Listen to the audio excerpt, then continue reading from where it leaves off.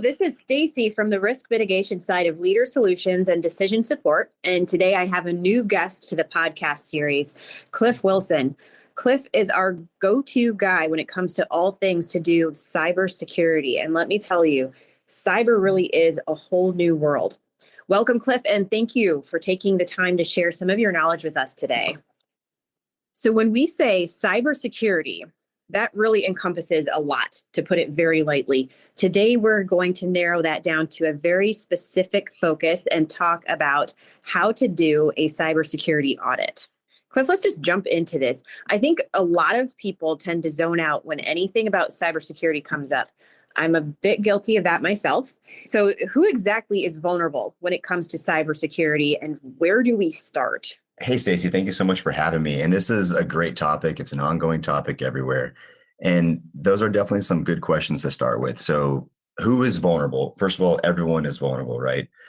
When you think about a nefarious person, a hacker, anything like that, pretty much anything is possible in the realms of the cybersecurity world, right? The biggest things that you need to think about is, are you actually a target? And if you are a target, it just takes more resources and money to get to somebody. So usually we're not the target primarily, unless there's some specific reason, company, managed IP or something that they're going for. So usually what you want to do is just avoid being what's called the lowest hanging fruit. And what I mean by that is all those really easy things that take some time to do, but people that avoid all of those and do nothing to protect themselves from a cybersecurity perspective, those people are those lowest hanging fruit and those easy targets that are really easy for the hackers and nefarious targets to go after. So, I have a few things that I think about every day, but there's definitely some things that kind of cover, we'll say like a 75, 80% solution that really helps you not be that lowest hanging fruit. So when I jump into these things, the first thing that everyone should be aware of is the education aspect. And the way I think about it is you always just want to be aware and suspicious. And what I mean by that is coming up on the holidays or scams, people are getting really good with technology. So they're doing phishing emails, they're doing smishing or SMS phishing, sending text messages, putting out these links, and people are using fake email addresses that look very similar to the real thing. And the best thing you can do is just be aware that people are going to try to scam you and try to put you into a phishing attack of something of that sort. But look at links, look for mistakes and errors, and do what you think should be right. So like your example would be if your bank emails you, the bank will have a website, and you should be able to navigate to whatever they want to do from that website instead of necessarily clicking a link on an email or a text message, something of that sort. So that's one way to approach that from the educational perspective. The next thing you do is you really want to just cover some of the baselines of something that everyone can do. So for instance, using a strong password. I personally use a password manager, and that helps in a couple of ways. So first thing is it creates passwords for me, 15, 12 characters, complex, random letters, and things like that.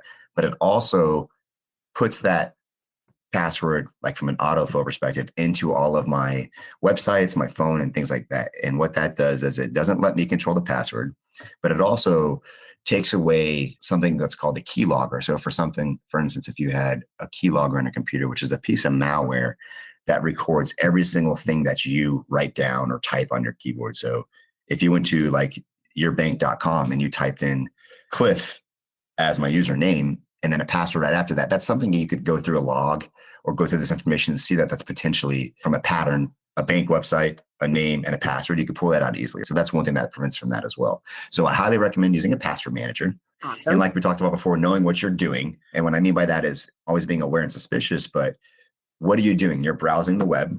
Make sure you're going to the right website. If you're purchasing something, make sure that it looks legitimate and that it has that little lock icon with HTTPS at the top. It doesn't look weird or anything like that. It's just be aware of your surroundings, of what you're doing. So to go deeper too, like I try not to buy anything on like a local public Wi-Fi, or if I am, I'm always using a VPN or something of that sort. So covering your tracks there too is try to always use a VPN.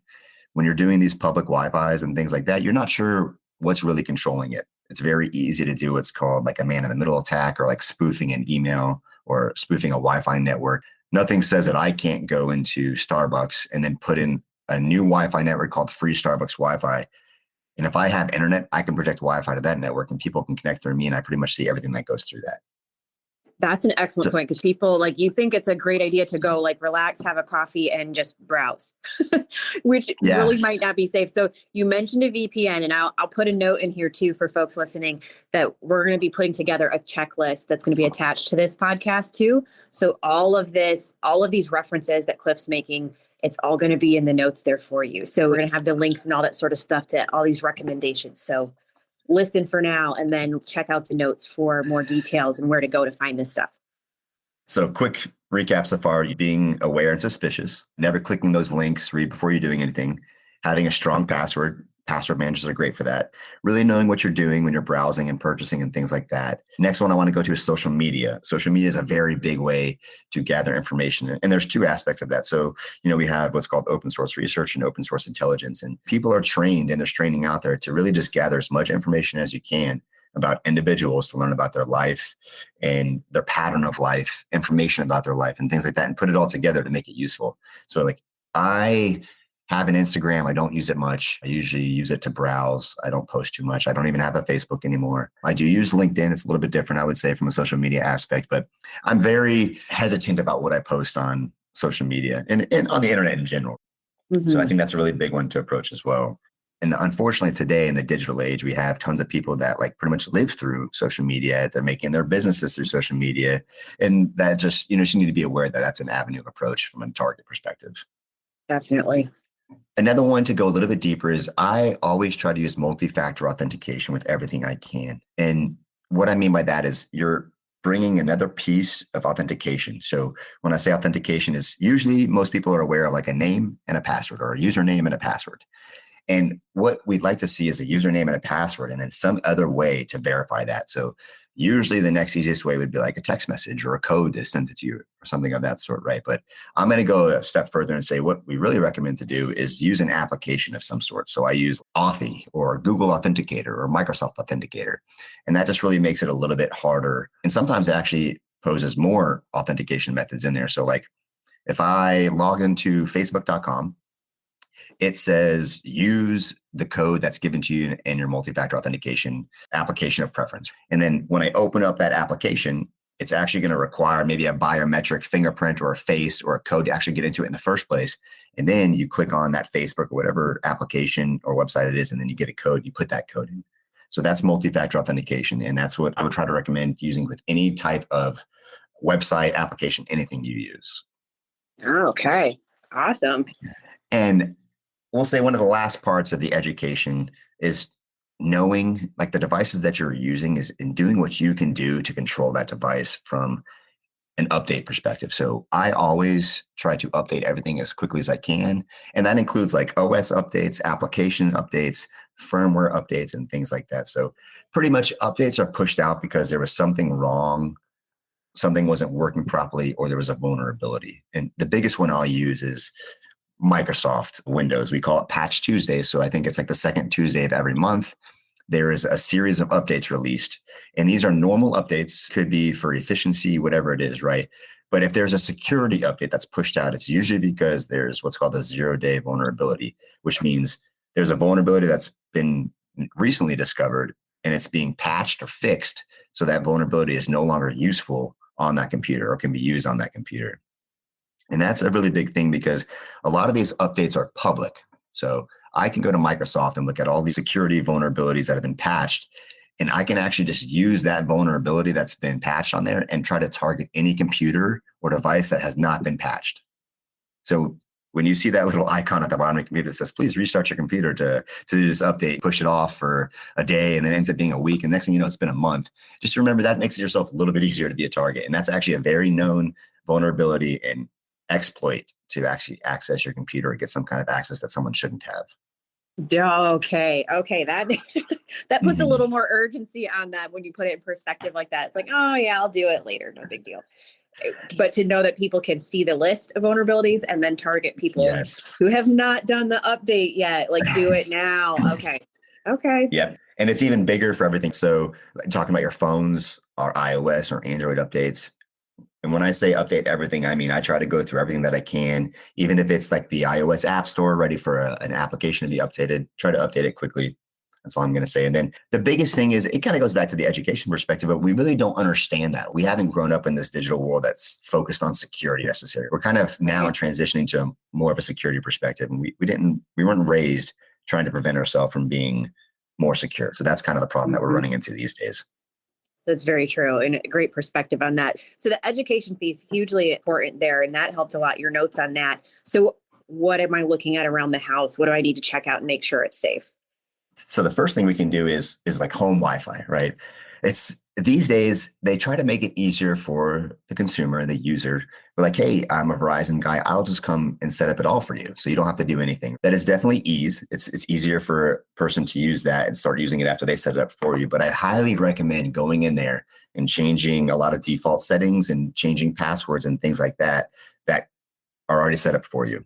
So that hits on a couple of things. So first off, that Verizon guy or whoever it is probably knows the information to get onto your network if they'd like. We should not assume that everybody is working their job properly and being secure and doing things properly. One of the biggest things that we see today from like even like the enterprise perspective is the insider threat. It's someone that you would like least expect to be bad or nefarious in any kind of way, but those are the biggest people that are of danger because they have more information than they should essentially. So we'll talk about router safety. So when that person comes in and sets up your Wi-Fi network, the first thing I do is every router is different. I go through those settings and I go through every single one and I see what they are. I want to make sure I understand what my router is doing. And I want to know what kind of network it's broadcasting and what the internet actually is. So first thing you do is change all of those default passwords. So a lot of people don't realize to get access onto the router, it's usually just like an admin or admin password. That's the router itself. I'm not talking about the Wi-Fi network, but if you have access to the router itself, you have access to the entire network and you own that network essentially. So change those default passwords. And then from there, I don't like to use the default name of network and passwords that are already set up on those routers. Usually those routers, by doing some open source intelligence and research, and then doing some, we'll say like Wi-Fi investigation or network investigation, you can commonly find out by the signals that are emitted from the Wi-Fi network, what kind of router that is. And once you find out what kind of router it is, it's very easy to look up specific information on that router to tell what kind of naming scheme or like password scheme is used for that router. And when you have a little bit of information like that, like if I found out that this standard Verizon router that's put out has this kind of naming scheme, and I can confirm that naming scheme because someone didn't change the name of their network, that I know that that network is usually 8 characters, the first 4 being letters and the second 4 being numbers. And I can run that through a word list or even a word creator, and I can probably crack that password in a matter of like hours. And that might be being generous as well. Like it might take minutes. Oh my gosh. So that's how, I will say my background comes in from some Wi-Fi security, network security, and I've done like a lot of Wi-Fi hacking like that. And people don't understand that these password limitations are making it easier and easier for hackers. And what I mean by that is the shorter the password, the easier it is. I can figure out any password in, let's say like American US keyboard, numbers, letters, characters, symbols in a matter of, like 58 minutes or something of that sort. I'm talking about you just randomly hit the keyboard 8 times and I can figure it out. If I figure out that Wi-Fi password, I have access to your Wi-Fi network. And then if I have more information about your network, like your router, I get full access to that router. That's definitely, yeah. And I know that's a lot of information, but the biggest thing is we're not trying to instill fear in people, but we need people to understand that some people are really good at this stuff and it's easier for them than you think it is.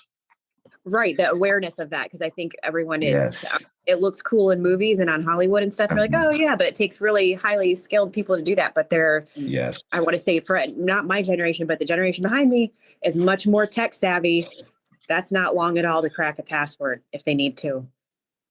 Exactly. So the first part, router safety. We need to understand what the router is doing and change all of the passwords and change your Wi-Fi network and password. That's what I'd recommend.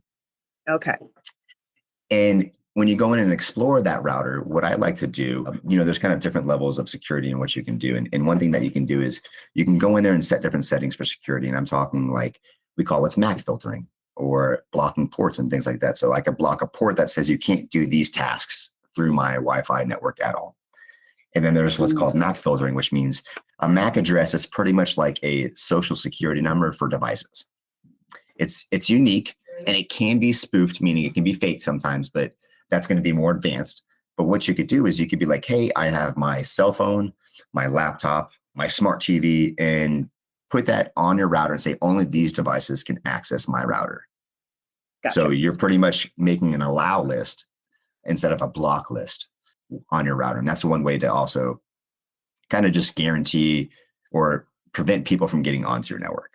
And then we'll go into one more part on this, and it's the guest network. So a lot of the Wi-Fi routers these days come with the access of enabling guest networks. And I'm actually a pretty big fan of this because in the world we live today, we have IoT devices, Internet of Things devices. And what that really means is any kind of device that has internet access that's not like a phone or a computer, essentially. So smart fridge, smart doorbell, smart cameras, even your smart TV, things like that. Now, the problem, and like we had mentioned before, we didn't grow up in this security awareness area. We also didn't develop a lot of these devices with a security background, meaning people made these devices with the intent of being easy for you to use. And that was the biggest thing. Security came second. So a lot of these devices, they're not updated properly. They don't even have ability to be updated. So what I like to do is I like to put all of my IoT devices on my guest network, which is pretty much, we'll say it's secluded from your regular network in most cases. So it helps you protect your regular home network that you're using daily to browse and might have private information on it. And you're keeping that away from your guest network that has everything else. And also I would use my guest network to actually let guests use it. I wouldn't give my own password for my regular network. I'd have them use the guest network. Right. That makes sense. Okay. So, all right. So I'm going to say that's all we need for home Wi-Fi. That'll give you the baseline. And I think I mentioned it before, but really what we're trying to do is we're establishing a high baseline right now to keep us away from that lowest hanging fruit. And I know it can be a lot, but the more you put in, the more you're protected. I guess you're not as low of a hanging fruit. So let's go into the next part, devices. And we've covered some of this already, but you always just want to cover your background or cover your basis a little bit with devices. And this will go for a lot of devices. So tablets, phones, computers, devices, as in some of your IoT devices. It depends on what you're using. First thing we talked about, VPNs. Always try to use a VPN, especially when on a public network. I will generally say that for the really security conscious and privacy conscious person, they'll always just keep it on 24/7 for VPN. I usually don't use it on my home network. But that's because I'm not really doing anything crazy on my home network. But if I'm going to go ahead and access my bank, credit card, anything like that, I'll go ahead and turn that VPN on. Gotcha. Okay. And a couple quick things that I look for VPN is when you're on a VPN or when you're looking to buy a VPN, usually what you get is what you're paying for. And what I mean is what you pay for is what you get. If it's free, you're probably not going to get a lot of the good stuff. You're limited of some sort. So I always use the paid for ones, but I'm looking at who owns this VPN and where is it hosted. From an adversarial perspective, you're talking foreign interests like China and things like that. I'm not going to get a Chinese owned VPN. You know, there's many stories behind that and why we wouldn't want to do that. But, you know, I'm looking for something that has privacy protective rights in that country. So a lot of like the European countries will be more protective when it comes to that. So I go for that. And then I look at where these servers are located. So like if you have a VPN and it's just one server and it's in China or Thailand or something like that, I stay away from those. But if there's a whole bunch of servers in America, in Europe and things like that, those are ones that I'll go for. I want access to change things. So there's a lot of good VPNs out there. So just do a little bit of research on it, right? Go look at reviews and things like that. Next thing we'll go to is encryption. Always try to use device encryption. And many people have information on those devices. And if you lose it and it's encrypted, you're going to be much more better off. And from the encryption, I try to use everything encrypted when I can, meaning I like to use encrypted emails and encrypted messaging. So I use Proton Mail. That's just one of many end-to-end encrypted emails. And that just keeps everything more private and secure for you. So even if this Proton Mail is subpoenaed for something, they actually can't legally give you or give them any information that goes to their emails because they don't know what's actually happening because it's actually that end-to-end encryption. Okay. And that goes the same thing with some messaging platforms. So I like to use Signal. It's a little easy to use on Android, iOS, things like that. Signal's an end-to-end encryption. You can do things like disappearing messages, or you can keep the messages there at all times to refer back to, but it gives you options to stay more secure and more private. And I'm a huge thing about privacy. So one thing I want to note as well is a lot of these are what's called open source. And open source means everyone can view it. And that's opposed to what we call like closed source. So we'll say like Microsoft Windows 10 or Android Google operating system. Those are all closed source, meaning we can't view the code behind it. So we have to assume that Microsoft, Apple, Google, they're all doing their due diligence and security measures and what they're doing with that information. And what we can do with open source is, I'm not saying every open source is secure and private, but when it is open source, people have the ability to go read that code and assess it themselves. So if you get to a lot of popular things that are open source, like Firefox, things like that, people can verify that they're actually doing what they say they're doing with that information and that data. Yeah. Okay. So, Gotcha. yeah. And we'll go ahead and take that to go into a web browser. So I like Firefox because of the open source and the capabilities that it has. And one thing that I would highly recommend using on any kind of browser is browsers that have add-on capability. And once again, a lot of these add-ons are open source, which gives us that quality assurance essentially of these applications and these add-ons. And what I mean by an add-on is it's like, hey, do you want to add this Google search bar to your top bar? That could be considered an add-on, right? I wouldn't use those, but that's just an example. Ones that I like to use is if you go to the add-on stores and the extension stores, you can find these just by a search, same thing as like a Google search.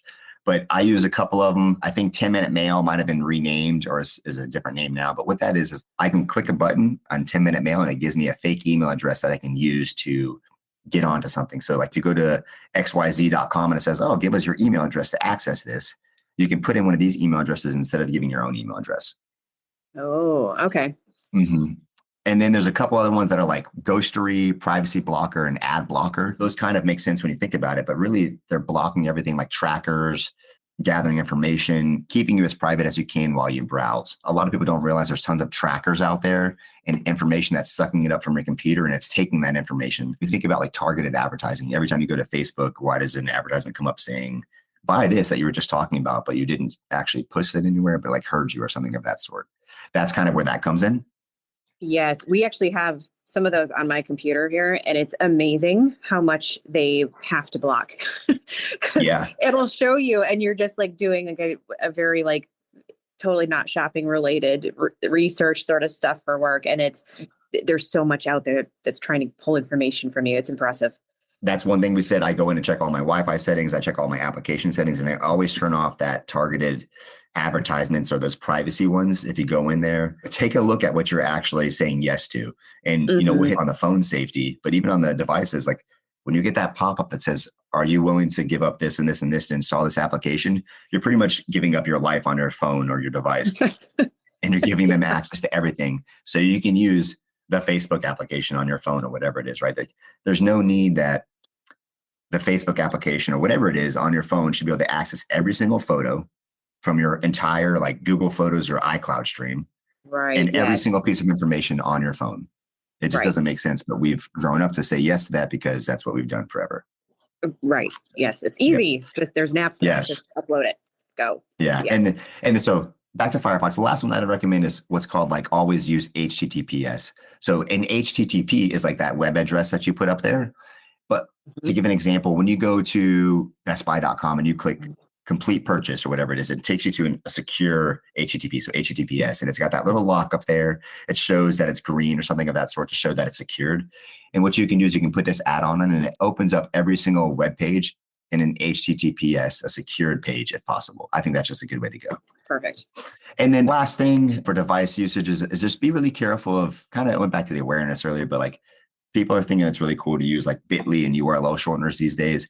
When someone sends you one of those short URLs, you have no idea what it really leads you to. So, we'll include this in the little checklist, but there's websites like checkshorturl.com that you can put this link into, and it actually shows you what it is. So from an adversary and nefarious perspective, I would 100% try to use those short URLs during a phishing email or some kind of scam to make people click that link. And then that link might actually have something that runs in the background of your computer to give me access to something or to, listen on your computer or something of that sort.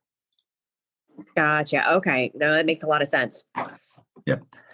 So we'll keep trucking through. Let's go into the phones real quick. We're actually just talking about this, the app installs. Be careful about what you're doing from an app perspective. Every time you click install, just read one of those one time to see actually what you're giving it access to. A lot of times you cannot use these apps without doing that. And I get that. Security is all about finding that happy medium between security and privacy, ease of use. So just be aware you're giving these apps a lot more access than you think you are. To the next part, some things that are good about Android is you can do what's called like you can root your Android installing a custom ROM, which is a custom operating system. So if you have something that's super secure and private, what you can do is actually install a custom secure and private operating system onto this Android phone. And why I say this is you get to de-Google your phone. That's big when it comes to a private perspective, because if you think about pretty much anything that like the big companies do, so we're talking like Apple, Microsoft, Google, any of those really big ones, Facebook, Twitter, they're pretty much sucking in as much data as they can to learn more about you, to make your advertisements and make money off of your data. I personally like to take away from that if I can and not give as much information as myself. And that's just the way you can do that. Okay. And then diving in deeper from the privacy perspective, and this goes back to devices and phones, but the browsers that we use. So we talked about Firefox, but it even goes a step further. So I like to use what's called Brave, and that actually takes away all the trackers automatically. It pretty much limits what can be used on that browser. That's just one step further than the Firefox and the add-ons. And Brave also has add-ons as well, but they're just built with different backgrounds and different intentions. Yes, that's what we have on all our computers here. And it does make some things, I will say, but who cares, a little more difficult to get to things. Not Yes. that bad at all. Like maybe an extra step or whatever, but what it's protecting you against is significant. So totally worth it. Totally worth it. Yes. Yeah. And then even another step further with that is we talk about like our search history and our search engines that we use, right? So Google has a huge API and algorithm to help tailor those searches to what you want to see. But it's taking in all that information, even on the web page, it's tracking your mouse movement and things like that. So it's taking all that information and it's using it to help you. And one thing you can do is I like to use different search engines like DuckDuckGo, and I think Brave has one built in, but it does not use those algorithms to utilize your information. It just gives you a straight up search on what it is. That's just another way you can do it. And I do want to hit one thing to give a little bit of information about your personal data. So think about, we're talking about that Google history or that search engine, right? What happens when you go to google.com and it's tracking that your hand is shaking and it tracks all of your information and it puts two and two together to realize that you might have some kind of medical risk. But instead of notifying that you might have a medical risk based off all these things that you do, it's trying to sell you medical data instead. That's just like an example of how it could utilize your services, your intentions, your information, your movement, and things like that to be used against you, which is what they're usually trying to make money off of you from, instead of notifying you and doing the right thing. Wow. Okay. Yeah. Yeah. That's a lot to process. Yeah. And so we're pretty much covered, right? We've covered a pretty good baseline of what we can do to protect ourselves. And one thing I would also recommend to all people listening and anybody out there is there's a couple of things that I use occasionally. It's on some links. There's a website called haveibeenpwned.com. This is really good to use because it shows you, if you put in your email address in here, it'll tell you if it's come up in any kind of data breach. Essentially a data breach saying, hey, we have your email, your contact information, your password, something of that sort. We talked about password manager, and that's important because reusing passwords is really a big part of it. If you use the same password in every single thing, you've probably been a part of some sort of data breach, and you might have lost one of those passwords to a nefarious user, and it's really easy for them to use that password to get somewhere else. Gotcha. I have used that, and it is very fascinating to see where it pops up, like things you may not have thought of, remembered, or thought were insignificant. And it's very good information. The other one I want to hit on is howsecureismypassword.net. And there's many websites like this, but essentially we talked about how easy it would be for me, who I would say is some sort of a Wi-Fi expert, but I'm not even the guy that's out there hacking people. And I'm not doing this every day. It'll show you how easy and how quickly it actually is to get that password or hack that password based off how many numbers and digits you use. So if you put in your password in there, if it's like password 123 on a machine, how long will it take to crack that password? And it kind of just gives you an idea of how easy or hard some of your passwords are that you use. So I will say one thing that I did not say is obviously use a password manager if you can. I think that's probably the best approach. But if you're going to not use a password manager, try to make every password different. Shoot for like 15 characters or more. Maybe actually use a phrase. Don't use just one word. Use a phrase that maybe means something to you, but would not be memorable for other people, harder for someone to figure out. If you love a sport, be like, I am number 15 and love soccer, and put some symbols in there or something of that sort. But that can make your passwords way harder to crack because it's so many letters and so many words put together that it's harder to crack. They're just going to quit before they get to the end of it. Yeah. And like I said, we don't want to be the lowest hanging fruit. So what I would do is I might go grab all this information that if I'm out with like a device that's connecting Wi-Fi information in the neighborhood, I'll take what I can and I'm going to run all those things through like a word list or something of that sort. And what'll happen is if one or two people have a super easy password and I crack that real quick, that's exactly who my target's going to be. And that's right now, we're just trying not to be that easy target. Okay. Got it. Okay. And that's pretty much what I wanted to cover this, but I just wanted to say, we don't want to be that lowest hanging fruit. But if you have someone that's coming after you, get professional help. Because like I said, if someone's really after someone individually or a company, it's just time, money, resources that it takes to get to something. And eventually they're probably going to get to it if they want it that bad and have the time and resources to do it.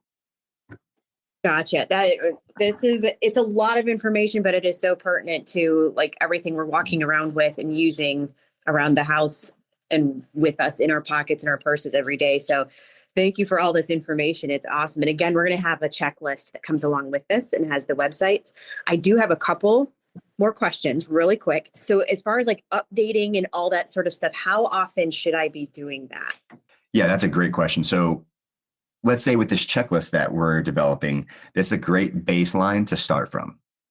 And then from that baseline and that checklist, it's really an ongoing effort. You have to be very aware of what you're doing at all times, be curious and suspicious everywhere you go. And it's really like, think about it, try to put security at the forefront for a little bit and see how you act differently. And that's kind of the way we should be approaching things. Okay. So, and then updates don't happen automatically, right? Like I have to go actually do them, click on it, make sure, open up my apps, make sure those are updated on my phone. Like you said, like otherwise vulnerabilities can just be out there and you're open to attack. You're leaving the door unlocked and open pretty much. Yeah, and that's a good point. So I did not mention, go through all the settings of your applications like we talked about, but specifically go to your settings for updates and your notifications. I think like Windows and Android, iOS, all those operating systems, they allow you to be notified immediately when there's an available update, and it can even download it for you automatically and notify you. So I would turn all those on to be the most aggressive in letting you know that there's an update. Okay. All right. Good. And then I do have one more. This one's kind of come up and become more popular since the pandemic, but QR codes. These things are everywhere now. And we've all gotten a lot more familiar with like, hey, that's how you accessed your menu or, whatever. And these things are they're showing up on some of them. We love watching the Marvel shows, but like they'll have QR codes like in the TV show. Yeah. like on somewhere. So what's the security associated with those? Should we have the VPN before you're accessing a QR code, or what's the deal there? Yeah, that's a great question. And, like we talked about, we are in the digital age. We are not going to get around QR codes. It's not going away, right? So really, you just have to make sure you trust the source that it's coming from. I can 100% use a QR code for nefarious actions and build what's called a payload. So if you scan my QR code, I can make it give some sort of access to your computer or your phone or something of that sort if you have not patched everything or if I have an exploit. So it's kind of going back to being suspicious and aware. I know if my best friend is giving me a QR code, or if I'm 100% aware that this is coming from a restaurant, I would probably take a different route. But if I know where it's coming from, I'll scan it. Okay. I try to stay away from them in general if I can. If it says some kind of restaurant, it says scan this QR code for the menu, I'd probably rather just Google that restaurant and then go find a menu on their website, because I can guarantee or I have more control of where that's coming from. Gotcha. That makes sense. Okay. That just popped up there because those have gotten a lot more popular recently. Yes. And it just seems very easy, like app. We're all about the ease first and then security later. So this has been a cool switch to see what things we can do, steps we can take. They're not hard for most of them. You might need to learn some stuff for other things, but very easy to go through and check all your apps on your phone, that sort of thing, make sure everything's updated. So thank you so much for all of this information. It was really, really valuable. We all need to hear it. Anyone has any questions, you can always reach out via email. We're available at riskmitigation@lsds.us. You can also check out our website for more information about the company. That's lsds.us. We'll be back with the risk mitigation side of the house. Our next podcast, we're going to be talking about some of the top holiday scams out there, what to watch out for, how to avoid them, and so hopefully some steps to mitigate any situations you might find yourself in as well. So once again, thank you so much, Cliff, for your time. We'll get this wrapped up here. Yeah, thank you so much for having me. I always love working with you guys.